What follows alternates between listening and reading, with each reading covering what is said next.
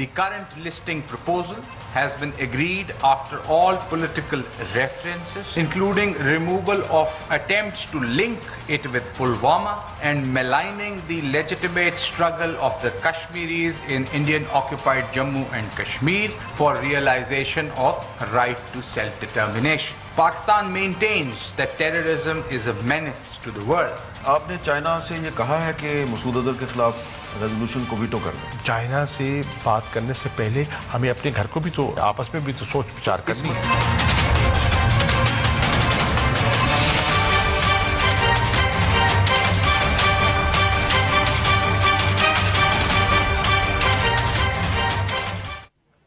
Welcome to News Wise. میں ہوں عارفہ نور. آج سب سے پہلے ہم بات کریں گے کالعدم تنظیم جیش محمد کے سربراہ مولانا مسعود اظہر کی.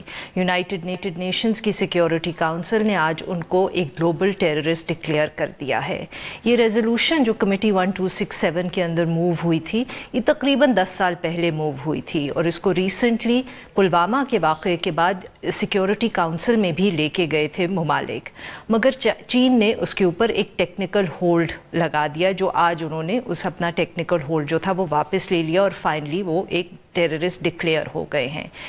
اس ڈکلیریشن کے بعد پاکستان کو انشور کرنا پڑے گا کہ مولانا مسعود اظہر کے اوپر ایک بیرون ملک سفر کرنے پہ، ان کے کوئی فائنینشیل ایسٹس ہولڈ کرنے پہ امباگو ہو اور ساتھ میں ویپنز امباگو بھی ہو. یہ ابھی میں نے آپ سے کہا کہ یہ 10 سال سے ریزولوشن پینڈنگ تھی، مگر اب یہ فائنلی موو ہو گئی ہے، یہ ڈکلیریشن آ گئی ہے. اس کے بعد کیا ہم ایک دفعہ پھر یہ بات کر سکتے ہیں کہ پاکستان کے اوپر انٹرنیشنلی کتنا پریشر ہے ان کالعدم تنظیموں کو لے کے، ملیٹنٹ آرگنائزیشن لے کے؟ کیا یہ جو آج فیصلہ ہوا ہے اس کے بعد ہمارے اوپر مزید پریشر بڑھ جائے گا ٹو ایکٹ ڈیسائسولی؟ اور ساتھ میں ہم بات یہ بھی کریں گے کہ اس کا فیٹف پہ کیا اثر ہو سکتا ہے، یا انڈین الیکشنز کے اندر جو اس وقت مودی کی حکومت تھی، یا مودی خود اس کو استعمال کر سکتے ہیں to win a decisive victory. اور ساتھ میں ہم یہ بھی بات کریں گے کہ جو حکومت اس وقت اقدامات لے رہی ہے مین اسٹریمنگ مدرسہ کی اور نیشنل ایکشن پلان کی امپلیمنٹیشن کے حوالے سے، اس پہ کیا اثر پڑ سکتا ہے. ان سب ایشوز پہ بات کرنے کے لیے آج ہمارے ساتھ موجود ہیں امتیاز گل صاحب جو ایک سیکیورٹی افیئرز کے ایکسپرٹ ہیں، اور ساتھ میں محمد عامر رانا صاحب جو ایک سینئر تجزیہ کار ہے. Welcome to the show both of you. جی امتیاز صاحب، میں آپ سے شروع کروں گی. آئیڈ لائک ٹو نو کہ یہ جو اس وقت یہ فائنلی فیصلہ ہو گیا ہے اور میرے خیال میں کچھ لوگ ایکسپیکٹ بھی کر رہے تھے، تو اس کی سگنیفیکنس کیا ہے اور یا کوئی نہیں ہے؟ میرا خیال ہے سب کو توقع تھی. مارچ میں جب اسی طرح کی قرارداد آئی تھی تو اس وقت بھی بہت سفارتی کوششیں کی گئی تھیں، اور اس وقت جب چین کو راضی کیا گیا پاکستان کی طرف سے کہ آپ اس کو ویٹو کر دیں، جس کو ٹیکنیکل ہولڈ جو کہتے ہیں، تو اس وقت چین نے کر دیا تھا. میرا خیال تھا مختلف جو میں نے لوگوں سے گفتگو کی چین میں، پاکستان میں، کہ یہ آخری مرتبہ ایک آخری ویٹو ہے جو چین استعمال کر رہا ہے. اور اس وقت سے لے کے اب تک درمیان میں بہت سارے پھر اقدامات ہیں جو پاکستان نے کیے، اور میرا خیال ہے کہ بڑی اچھی بات ہے. حافظ سعید صاحب کو پہلے انہوں نے کر دیا تھا، اب یہ بھی ہو گئے ہیں. اس کو اگر مثبت طریقے سے دیکھیں تو یہ کہ پاکستان نے فیٹف یعنی فائنینشیل ایکشن ٹاسک فورس کے دباؤ کے تحت، یا جو شرائط کے تحت، جو کہ 27 شرائط انہوں نے رکھی ہوئی ہیں ستمبر تک، اس پہ عمل درآمد کا ایک بڑا واضح عندیہ دیا ہے. کیونکہ وہ جو 27 شرائط ہیں اس میں باقاعدہ طور پہ 50% نکات کا تعلق جو ہے وہ یہی جیش اور لشکر اور ملیٹنٹ آرگنائزیشنز کے حوالے سے متعلق ہے. تو میرا خیال ہے بڑی اچھی بات ہے، اور غالباً کچھ دو کی بنیاد پہ یہ معاملہ طے ہوا ہے، کیونکہ بھارت نے 27 فروری کو یہ قرارداد پیش کی تھی اور اس میں باقاعدہ اس کو پلوامہ کو بنیاد بنایا گیا تھا، اور جو پاکستان کی طرف سے جو گروپ ہیں یہی لشکر جیش وغیرہ، کہا گیا تھا کہ پاکستان باقاعدہ ان کو سپورٹ کرتا ہے. تو چین نے اس مرتبہ اتنی ہماری مدد کی کہ وہ جو پلوامہ کے حوالے سے ریفرنسز اور کشمیر ویلی کے حوالے سے وہ سارا انہوں نے نکلوا دیا.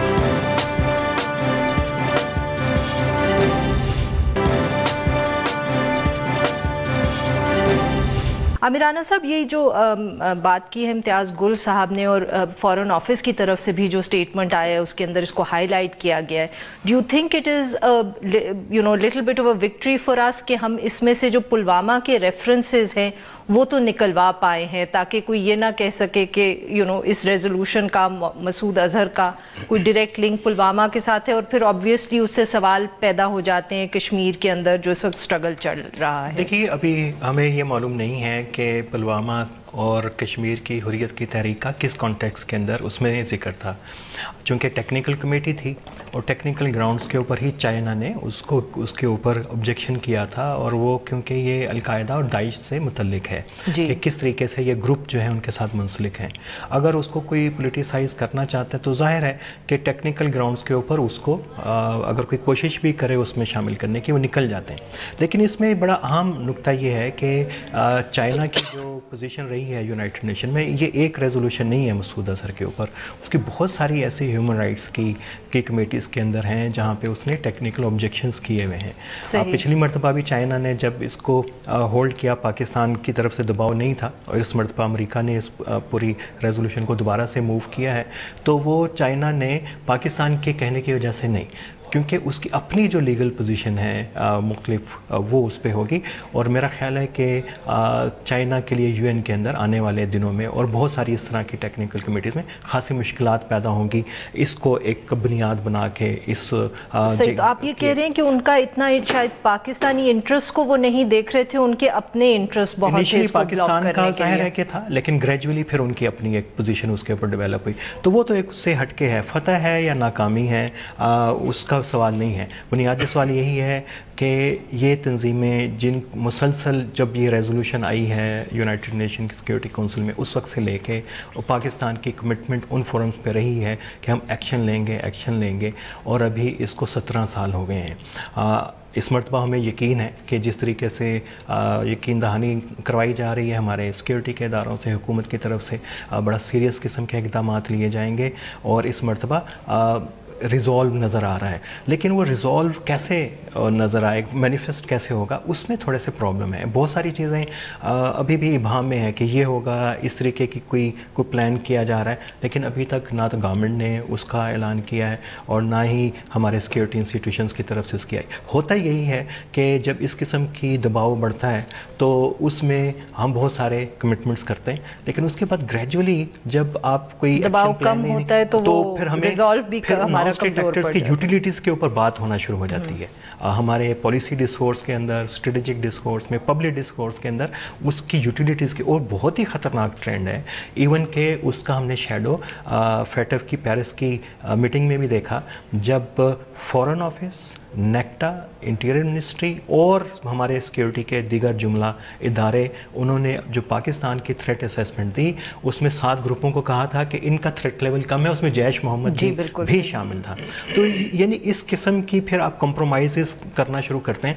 हाँ, अब क्या करना है, आपने सिक्योरिटी फोर्सेस में लेके जाना है, पैरामिलिट्री में इनकी कोई बनाना है, इनकी रिहेबिलिटेशन करनी है, क्या करना है, कोई चीज़ सामने तो आए। मदरसा से बहुत ही सूरत हाल मुबहम हो गई है, और कि वज़ीर तालीम की तरफ से जो आना चाहिए था कैबिनेट में, अभी तक हमें नहीं पता कि इम्तियाज़ साहब ये जो बात की है आमिराना साहब ने, तो क्या कॉन्क्रीट स्टेप्स आपके ख्याल में अगर 3 करने हो कि 3 ऐसे इक़दामात अगर रियासत करे तो हमें लगेगा कि इस दफ़े वो संजीदा हैं, और जैसे आमिराना साहब कह रहे हैं कि ये नहीं है सिर्फ कि वो प्रेशर बढ़ा तो हमने बात कर दी और कमिटमेंट का वादा कर दिया और फिर हम भूल जाएंगे। देखिए, माजी में हमारी बदनामी इसी वजह से होती रही है कि ऐलानात बुलंद बांग दावे हो जाते हैं, लेकिन उस पर अमल दरामद नहीं हो पाता अमलन। और ख़ुद पाकिस्तान ने अपना वक़ार और अपना एतबार खोया है। गुज़श्ता साल भी जब पेरिस में इजलास हो रहा था तो अभी बाकायदा इजलास ख़त्म भी नहीं हुआ था, तो हमारे वज़ीर ख़ारजा साहब ने पता नहीं कहाँ से एक ट्वीट कर दिया, जिसकी वजह से मसला ख़राब हो गया। उस एक ट्वीट को बुनियाद बना के भारत ने बाकी प्लेनरी को बताया, बाकी मेंबर्स को, कि देखें कैसा ऐसे मुल्क में आप कैसे एतबार कर सकते हैं जिसका वज़ीर ख़ारजा ने बिल्कुल खुलम खुला खिलाफ वर्जी की है इस यहाँ के ज़वाबित की। और ज़वाबित ये हैं कि तमाम इजलास प्लेनरी होता है, उसके बाद वहाँ के सदर या सेक्रेटरी जो हैं वो फैसलों का ऐलान करते हैं। तो उसने इंतहाई बुरा शदीद धचका पहुंचाया था पाकिस्तान के एतमाद को। अब इसी तरह जब उस इजलास से 2 दिन पहले ऐलान हुआ कि हमने लश्कर तैयबा या जमात दावा के असासों पे कब्ज़ा कर लिया है, इस साल भी यही हुआ कि रिव्यू इजलास होना था, उससे 3 दिन पहले ऐलान हो गया जैश मोहम्मद के तमाम असासों पे कब्ज़ा कर लिया गया है। तो ये लोग बेवकूफ़ तो नहीं हैं कि उनकी तो नी जर्क रिएक्शंस होते हैं। तो उसमें अभी जो आपने स्पेसिफिक जो सवाल पूछा है वो यही है कि अगर तो आपने अगर हुकूमत ने इनके असासों पे, इनकी फैसिलिटीज़ पे कब्ज़ा कर लिया है, उसके लिए मोहतमिम या एडमिनिस्ट्रेटर्स भी मुकर्रर कर दिए हैं, तो आया मुकम्मल तौर पे वो इसको चला रहे हैं या नहीं। दूसरा जो इनकी आप कह रहे हैं जो इनके दफ्तर वगैरह हैं और उस तरह की बात करें। जी बिल्कुल, तो वाक़तन वो हुकूमत के हुकाम के कब्ज़े में हैं या नहीं, उनके जो अकाउंट्स हैं उन पे वो आपके दस्तरस में हैं कि नहीं, और इनसे इनके जो मिलिटेंट विंग्स हैं क्या वो मुकम्मल तौर पे न्यूट्रलाइज हुए, क्योंकि दुनिया आप पे उस वक्त एतबार करेगी जब ये लोग बाहर से आके वेरीफाई करेंगे, बहावलपुर चले गए या कहीं भी चले गए, क्योंकि बहुत सारी जगहों पे इन दोनों के मदारिस मौजूद हैं।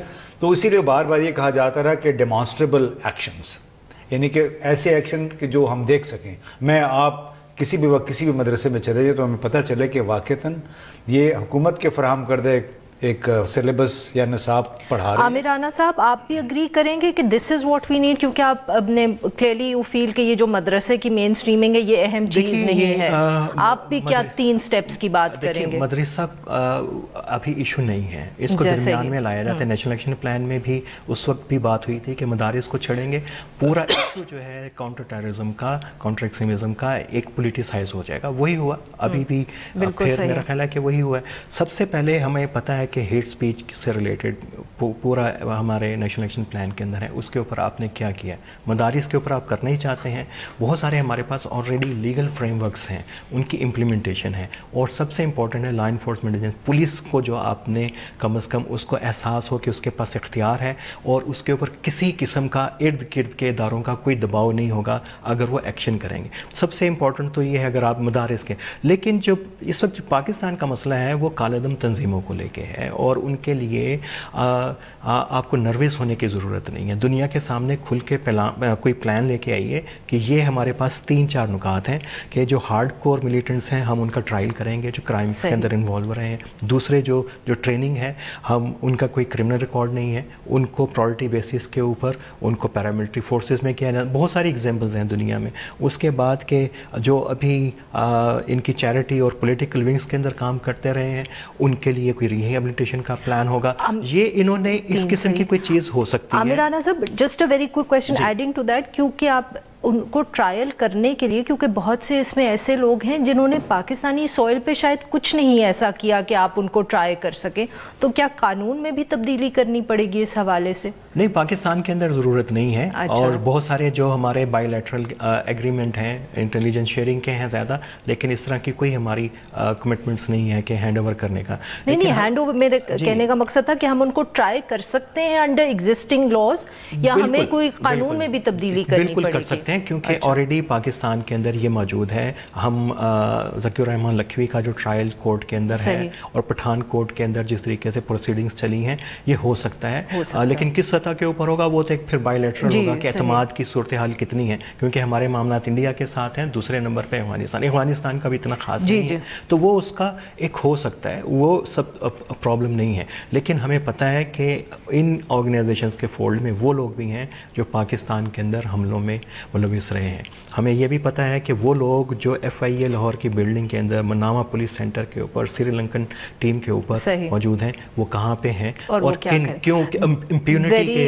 I am running out of time, so very quick question for Imtiaz साहब। इम्तियाज साहब, आपका क्या ख्याल है, क्या इंडियन इलेक्शंस पे ये जो आज फैसला हुआ है इसका कोई इम्पैक्ट हो सकता है? देखिए, थोड़ा बहुत तो शायद हो सकता है, क्योंकि वो तो ज़ाहिर है मोदी साहब अपने लोगों को कहेंगे कि हमने कोशिश की थी जैश मोहम्मद या मौलाना मसूद अजहर, और हमने उनको दहशतगर्द करार दे दिया है। तो उससे ज़्यादा मेरा ख्याल है हमें अंदरून मुल्क उसकी परवाह नहीं करनी चाहिए। असल मसला है जो फेटफ से रिलेटेड ना, आपने चूँकि सवाल किया, मैं मुख्तसर से ये बता दूँ, उनका थ्रस्ट यही है जो आमिर भी बात कर रहे थे कि यहाँ के इदारों के अंदर इस बात का फहम पैदा करना कि ये तमाम मामला मनी लॉन्ड्रिंग और टेररिस्ट फाइनेंसिंग से जुड़ा हुआ है और तमाम इदारों को इस बात को समझना होगा।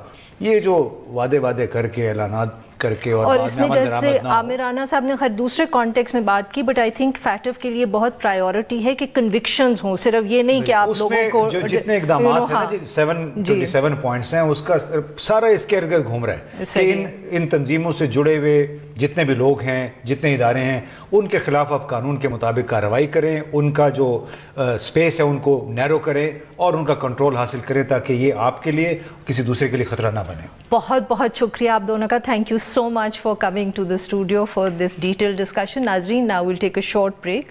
और जब हम ब्रेक से वापस आएंगे तो हम बात करेंगे जो पंजाब के अंदर लोकल गवर्नमेंट लॉ इंट्रोड्यूस हुआ है। Stay with us.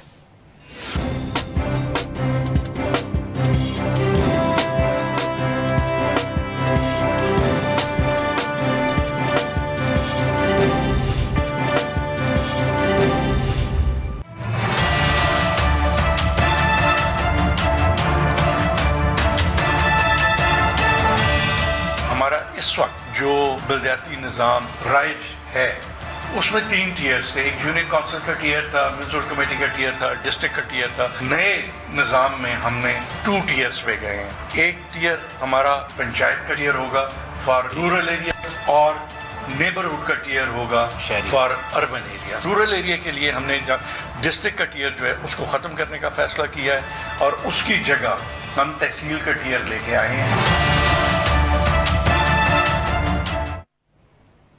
Welcome back. अब हम बात करेंगे पंजाब का जो नया बल्दियाती निज़ाम है जो पाकिस्तान तहरीक इंसाफ की हुकूमत ने इंट्रोड्यूस किया है। कैबिनेट ने इसकी मंजूरी दे दी है और पंजाब असेंबली भी पास हुआ है।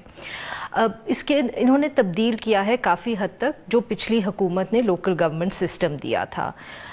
सबसे पहली तो इसकी बात यह है कि 5 साल से जो मुद्दत थी उन्होंने कम करके इसको 4 साल कर दिया है। दूसरी ये कि जो 3 टियर सिस्टम पहले एग्जिस्ट करता था उसको इन्होंने 2 टियर सिस्टम में चेंज कर दिया है, जिसके तहत शहरों के अंदर मेट्रोपॉलिटन कॉरपोरेशन होगी और तहसील काउंसिल होगी रूरल एरियाज़ के अंदर, और इनके इलेक्शंस जो हैं वो पार्टी बेसिस पे होंगे, जबकि जो नेबरहुड काउंसिल्स और पंचायतें हैं इनके इलेक्शंस जो हैं वो नॉन पार्टी बेसिस पे होंगे। साथ ही पंजाब हुकूमत ने ये भी दावा किया है कि 40 अरब के डेवलपमेंट फंड्स जो हैं वो लोकल गवर्नमेंट सिस्टम्स को दे दिए जाएंगे। और एक और बहुत अहम बात इसके अंदर ये है कि नाजिम और मेयर के जो इलेक्शंस हैं जो सबसे हाईएस्ट टियर होगा इस लोकल गवर्नमेंट्स का वो डायरेक्ट होगा, और ये पहली दफ़े है कि ऐसा इंट्रोड्यूस हुआ है। इस लॉ पे तफसील से बात करने के लिए आज हमारे साथ मौजूद हैं अहमद बिलाल महबूब साहब जो एग्जीक्यूटिव डायरेक्टर है पिलडैट के। Welcome to the show sir.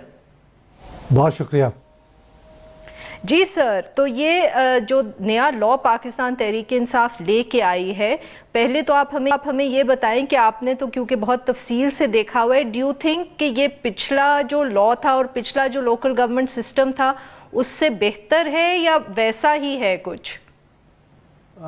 देखिए, बावजूद इसके कि ये कानून बड़ी जल्दी में पास किया गया है और बावजूद इसके कि मैं इस बात का मुखालिफ हूँ कि पिछली लोकल गवर्नमेंट को प्री मेच्योरली डिज़ोल्व किया जाए जो कि इस लॉ के मुताबिक किया गया है, मैं समझता हूँ ये लॉ बज़ाते ख़ुद बहुत अच्छा है और पहले वाले लॉ के मुकाबले में ज़्यादा मौसर और मेरे ख्याल में ज़्यादा पावरफुल लोकल गवर्नमेंट्स बनाने का इशारा मिलता है इससे।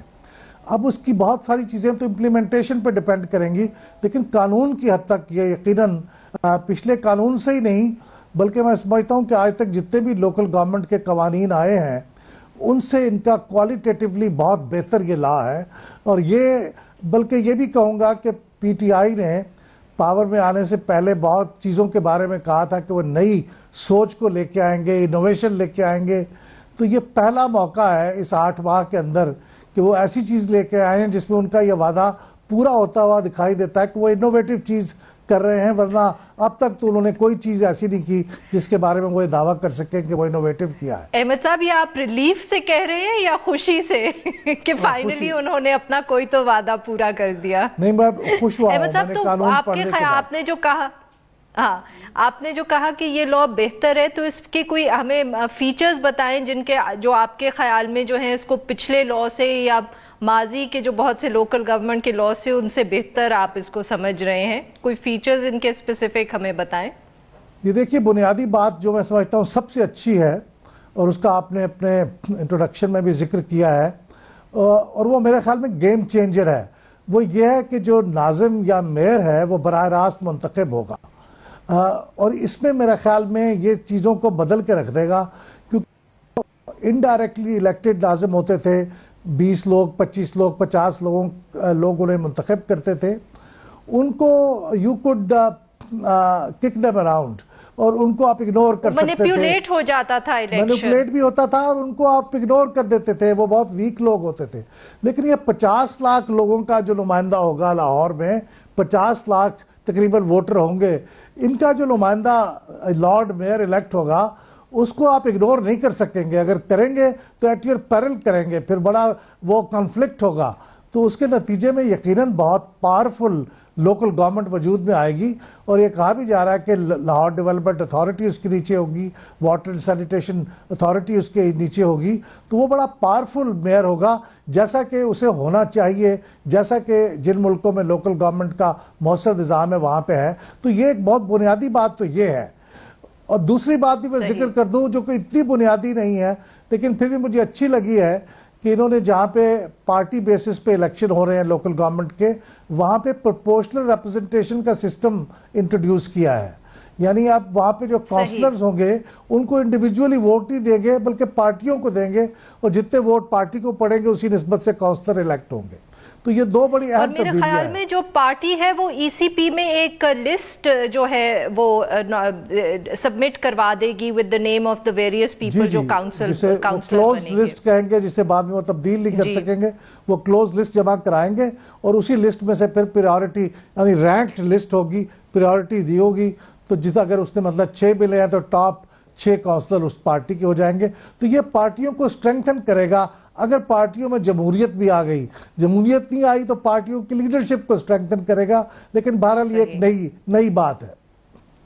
احمد صاحب یہ جو پاکستان تحریک انصاف کی حکومت یہ بھی وعدہ کر رہی ہے کہ وہ ان کو ڈیولپمنٹ فنڈز دے گی, بٹ کیا یہ جو لا ہے کیا یہ گارنٹی کرتا ہے کہ یہ فنڈز جو ہے لوکل گورنمنٹ کو چلے جائیں گے, یا یہ ایک الگ سے ایک پولیٹیکل وعدہ ہے اور اس کی امپلیمنٹیشن ہمیں الگ سے دیکھنی پڑے گی؟ نہیں, یہ اچھی بات یہ ہے کہ اس لا میں یہ لکھا گیا ہے. جو مسودہ میرے پاس ہے اس میں تو 40% جو اماؤنٹ ہوگا, جو 40% ریونیو ہوں گے اس کا ریونیو, ٹوٹل ریونیو کا 40% لوکل گورنمنٹس کے لیے ہوگا. یعنی وہ الوکیبل اماؤنٹ اسے کہتے ہیں وہ ہوگا. لیکن وہ چیف منسٹر صاحب نے جو کل بریفنگ دی اس پیسج کے بعد انہوں نے 33% کی بات کی ہے. لیکن 33% بھی اگر ہو تو یہ بھی اگر گارنٹیڈ ہے تو یہ بڑی اچھی بات ہے. ماضی میں تو اس سے بہت کم لوکل گورنمنٹس کے حصے میں جاتی رہی ہیں چیزیں.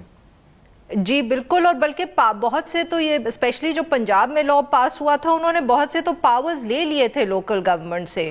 کافی انیفیکٹو وہ اتھارٹیز تھی ان کی. بالکل, اور اب اصل تو امتحان اس وقت ہوگا جب یہ امپلیمنٹ ہوگا. دیکھیے قانون تو بہت اچھا ہے لیکن ہمارے ہاں بہت سے قانون ہیں جو بہت اچھے ہیں لیکن ان پہ عمل نہیں ہوتا تو پھر اس کا کوئی فائدہ نہیں ہوتا. تو اصل امتحان ان کا اس وقت ہوگا جب یہ امپلیمنٹ ہوگا. احمد صاحب ایک اور جو پولیٹیکل ایشو ہے جس کا شاید قانون سے اتنا تعلق نہیں ہے وہ یہ ہے کہ ویسے بھی جو P T I versus P M L N ہے اس وقت پنجاب کے اندر کوئی کلیئر کٹ تھن میجورٹی ہے ان کی پروونشل اسمبلی کے اندر پی ٹی آئی کی, اور لوکل گورنمنٹ جو پرانی اس وقت ایگزسٹ کرتی ہیں جو ختم ہوں گی وہ تو ساری more or less P M L N dominated ہیں. یہ الیکشن کے بعد آپ کچھ پریڈکٹ کر سکتے ہیں کہ کیا پی ٹی آئی سچ مچ یہ لوکل گورنمنٹس کے الیکشنز بھی جیت پائے گی یا پی ایم ایل این ہی وہاں ڈومینیٹ کرے گی؟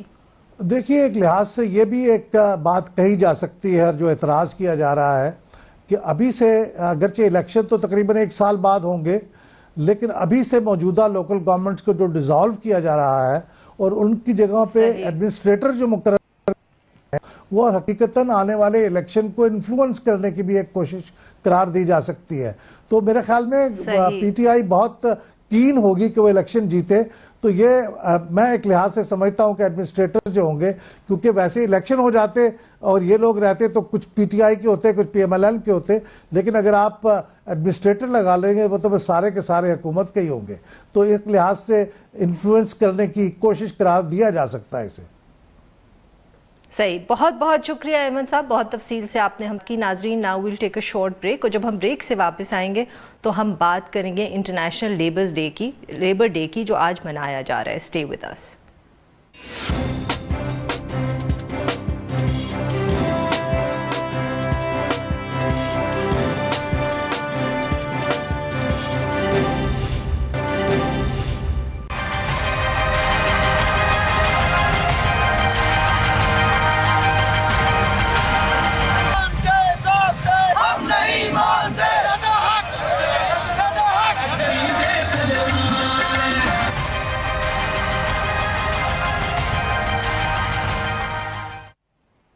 Welcome back. پروگرام کے آخری حصے میں ہم ذکر کریں گے انٹرنیشنل لیبر ڈے کا جو آج ساری دنیا میں منایا جاتا ہے مئی 1 کو۔ اسی حوالے سے پاکستان کے اندر بھی وزیر اعظم عمران خان نے اسی حوالے سے مزدور کا احساس پروگرام کا بھی اعلان کیا، جس کے تحت وہ ان کی کوشش یہ ہوگی حکومت کی کہ مزدوروں کے حوالے سے ان کو ریلیف پرووائڈ کی جائے۔ اس کے اندر انہوں نے کچھ اس طرح کے میجرز کی بھی اناؤنسمنٹ کی کہ جو اوورسیز مزدور ہیں ان کو ریلیف پیکیج دیا جائے گا۔ مگر کیا یہ جو آج اناؤنسمنٹس حکومت نے کی ہیں یہ کافی ہیں؟ اور اس کے علاوہ بھی مزدوروں کی جو حالت ہے، کیا ایک دن منانے سے کافی ہو جاتا ہے ان کے لیے جو بھی اسٹیپس لینے ہوتے ہیں، اور کیا اور کرنے کی ضرورت؟ اسی ایشو پہ بات کرنے کے لیے ہمارے ساتھ موجود ہیں فاروق طارق صاحب، جو لیبر رائٹس ایکٹیوسٹ ہیں۔ ویلکم ٹو دا شو فاروق صاحب۔ فاروق صاحب، ہم ہر سال یہ دن تو مناتے ہیں، مگر کئی دفعے لگتا ہے کہ بس یہ اب ایک چھٹی ہی ہوتی ہے جو ہم منا لیتے ہیں، کچھ سپیچز ہو جاتی ہیں، مگر جو اگر ہم ٹھوس اقدامات دیکھیں لیبر کے حوالے سے، ان کی مدد کرنے کے حوالے سے، تو وہ ہمیں اب بہت کم نظر آتے ہیں۔ کیا یہ ایک صحیح اسیسمنٹ ہے؟ بالکل ٹھیک کہہ رہے ہیں، ایک ٹوکنزم ہے یوم مئی کے اوپر حکمرانوں کی طرف سے، سرمایہ دار اور جو یہاں کے امیر لوگ ہیں ان کی طرف سے، سیاستدانوں کی طرف سے یوم مئی پہ مزدور کا نام آتا ہے۔ کچھ اس کے لیے جس طرح ابھی آج عمران خان صاحب نے کچھ اناؤنسمنٹس کی ہیں اس کا ذکر ہو جاتا ہے۔ میں تو خوش ہوں کہ 9 ماہ بعد کم از کم مزدور کا نام لیا اس حکومت نے، ورنہ تو یہ بوجھ ہی ڈالتے جا رہے تھے مہنگائی کا، بے روزگاری کا، اور مزدور کے لیے پچھلے 8-9 ماہ میں کافی مشکل حالات رہے ہیں جو ابھی ٹھیک نہیں ہو رہے۔ بٹ سر، اور کیا اقدامات کرنے چاہیے؟ کیونکہ اس کے اندر تھوڑا سا ہمیں جو کیا کہتے ہیں جائزہ لینا پڑے گا، جو لارجر ایک انٹرنیشنل سچویشن بھی ہے۔ اب تو لگتا ہے کہ دنیا کے کسی کونے میں بھی جو لیبر رائٹس ہیں یا لیبر یونینز ہیں، ان کے حقوق کے اندر کوئی حکومت یا کوئی پولیٹیکل پارٹی اتنی انٹرسٹڈ نہیں ہے۔ کافی حکومتیں انٹرسٹڈ ہیں، جہاں ٹریڈ یونین مضبوط ہے وہاں حکومتوں کو بات ماننی پڑتی ہے، جنرل سٹرائکس بھی ہوتی ہیں۔ دیکھیں آج جو دن ہے وہ 1886 کے شکاگو کے شہیدوں کے ساتھ تجدید عہد ہے کہ ہمارے جو اوقات کار ہیں وہ 8 گھنٹے ہوں گے۔ پاکستان میں تو آج بھی 8 گھنٹے کام نہیں ہے۔ آپ سیکیورٹی گارڈز کو دیکھ لیں، 12 سے 14 گھنٹے تک وہ کام کرتے ہیں۔ پاکستان میں جو اور بڑے ایشو ہیں اس میں ہیلتھ سیفٹی کا ایک بہت بڑا ایشو ہے، جہاں حادثے ہو جاتے ہیں کام کی جگہ کے اوپر اور کمپنسیشن بالکل کم ہے۔ ہمارا مطالبہ ہے کہ اگر کسی جگہ پہ کوئی حادثہ ہو تو کم از کم 25 لاکھ روپیہ اس کی بیماری کی صورت میں یا اس کے وفات پانے کی صورت میں گورنمنٹ جو ہے ان کو ادا کرے۔ اس کے علاوہ بانڈڈ لیبر کا ایک بڑا زبردست ایشو ہے یہاں پہ، اگرچہ قوانین موجود ہیں لیکن پیشگیاں اسی طرح چل رہی ہیں، بھٹا مزدور اسی طرح جو ہے مشقت کی چکی میں پس رہے ہیں۔ اور اس کے ساتھ ساتھ اس وقت جو مین ایشو ہے وہ مہنگائی کا ہے، اور اس کے ساتھ جو نجکاری ہو رہی ہے، ان کے ایشوز ہیں، اور حکومت کی توجہ نہیں اس طرف بلکہ اس کو بڑھانے میں اور مزدور کے اوپر بوجھ ڈالنے میں وہ کافی دلچسپی کا اظہار کر رہے ہیں۔ سر، یہ پرائیویٹائزیشن کا ایشو جو ہے اس کے اوپر اگر آپ تھوڑی سی روشنی ڈالیں، اس سے جو لیبر رائٹس جنرلی ملک کے اندر ہیں ان پہ کیا امپیکٹ پڑے گا؟ پی ٹی سی ایل کو 2006 میں پرائیویٹائز کیا گیا، 70,000 محنت کش کام کرتے تھے، آج اس میں 7,000 مزدور کام کر رہے ہیں۔ اس وقت کہا گیا تھا تو وہ باقی سب فائر ہو گئے، انہوں نے کچھ اسکیمیں اناؤنس کر دیں، کچھ فائر کر دیے۔ کے الیکٹرک کی بھی یہی صورتحال ہے۔ جو بھی بڑا ادارہ پرائیویٹائز ہوا ہے اس کی یا تو قیمت ادا نہیں کی گئی ابھی تک PTCL کو $800 ملین اتصالات نے پے نہیں کیے. نجکاری جو ہے نا وہ پاکستان کے حالات میں سرمایہ دار کو مزید امیر کرتی ہے اور لوگوں کے لیے جو ہے وہ بے روزگاری لاتی ہے. ابھی 8 منافع بخش جو اس وقت ادارے ہیں ان کو پرائیویٹائز کرنے کا اعلان کیا گیا دسمبر تک, جس میں یہ ابھی ہیڈ بلوکی میں جو ایک ان کا LNG کا پلانٹ بنا ہے اور جو حویلی بہادر شاہ میں ابھی اس پہ تقریباً $2 ارب خرچ ہوئے ہیں, اب اس کو بیچا جا رہا ہے. اس کے ساتھ فرسٹ وومن بینک ہے اور SME بینک ہے اور دیگر ادارے شامل ہیں. میں کہتا ہوں کہ نجکاری کی بجائے آپ اداروں کو ٹھیک کریں, اداروں کو بہتر کریں, ماڈرنائز کریں, ٹریڈ یونین کے ساتھ مل کے کام کریں تو پبلک سیکٹر کے ادارے جو یہ کہتے ہیں گھاٹے میں ہیں اسے کہیں نکل کر پرافٹ دے سکتے ہیں. صحیح سر. اور جو لیبر لاز کے حوالے سے اگر ہم بات کریں تو کیا مسئلہ جو ہے وہ صرف امپلیمنٹیشن کے حوالے سے ہے یا ہمیں اپنے قوانین کو بہتر کرنے کی بھی ضرورت ہے؟ کچھ قوانین تو اچھے بنے ہوئے ہیں, سوشل سیکیورٹی کا قوانین بڑے اچھے ہیں, پروگریسو قوانین ہیں اور ان سے لوگوں کو بہت فائدہ ہے. لیکن لیبر قوانین پہ امپلیمنٹیشن کے لیے جو ڈپارٹمنٹ ہے وہ لیبر ڈپارٹمنٹ ہے. اب پورے ملک میں ILO کے مطابق 700 لیبر انسپیکٹر کام کر رہے ہیں. اب پورے پاکستان میں 700 انسپیکٹرز کیا امپلیمنٹ کرائیں گے اور فیکٹری میں داخل ہونے کی انہیں اجازت نہیں ہے. یعنی امپلیمنٹیشن میں جو انفراسٹرکچر چاہیے وہ موجود ہی نہیں ہے اس وقت. اور اس کے ساتھ ساتھ لیبر کا ایک اور ایشو ہے جو مائیگرنٹ لیبر ہے, انٹرنل مائیگرنٹ لیبر بہت زیادہ ہے پاکستان کے اندر اور ان کو مسائل ہیں شناختی کارڈ کے, پاسپورٹ کے, ویجز کے. اس وقت ویجز تو 15 سے 16 ہزار روپیہ منیمم ہے, لیکن 80% ادارے جو ہیں وہ کم از کم تنخواہ ادا نہیں کرتے. تمام بڑے شہروں کے بڑے سٹور جو ہیں وہ اپنے محنت کشوں کو 8 سے 10 ہزار روپے تک ہی پے کرتے ہیں, اس سے زیادہ پے نہیں کرتے. لیکن حکومت ان پہ امپلیمنٹ کرانے میں کامیاب نہیں ہے, نہ کوئی دلچسپی رکھتی ہے. بہت شکریہ فاروق طارق صاحب, آپ نے بہت تفصیل سے ہم سے بات کی. ناظرین آج کے لیے بس اتنا ہی. We'll be back tomorrow at the same time.